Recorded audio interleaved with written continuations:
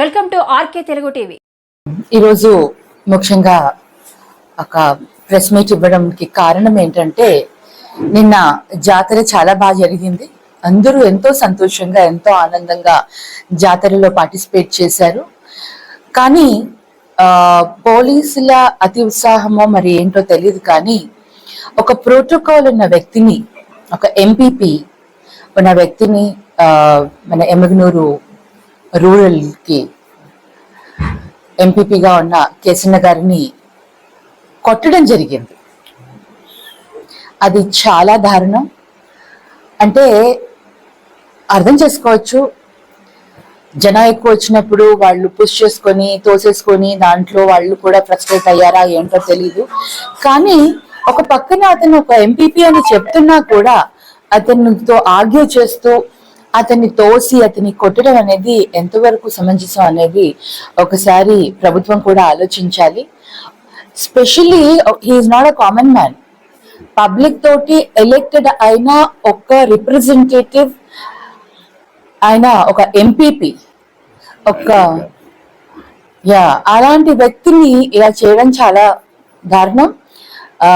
So ఇది మేము తీవ్రంగా ఖండిస్తున్నాము. నేను అందరినీ కూడా పాయింట్అవుట్ చేయట్లేదు, జనరలైజ్ చేసి మాట్లాడట్లేదు పోలీసుల గురించి.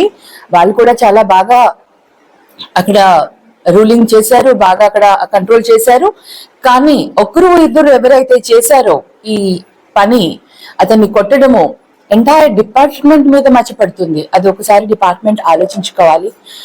ఇలాంటివి మరి ఇటువంటివి జరగకుండా వాళ్ళు జాగ్రత్త పడాలి. మరి ఎంపీపీ గారికి ఎవరైతే చేశారో వారు ఒక్కసారి మరి వారిని మాట్లాడి వారిని కన్సల్ట్ చేయాల్సిన బాధ్యత పోలీసులకి ఉందని నేను అనుకుంటున్నాను. తప్పకుండా వాళ్ళది పని చేస్తే మన ప్రజాస్వామ్యంలో ఒక రాజ్యాంగబద్ధంగా ఎన్నుకోబడిన వ్యక్తికి న్యాయం చేసిన వాళ్ళం అవుతాం.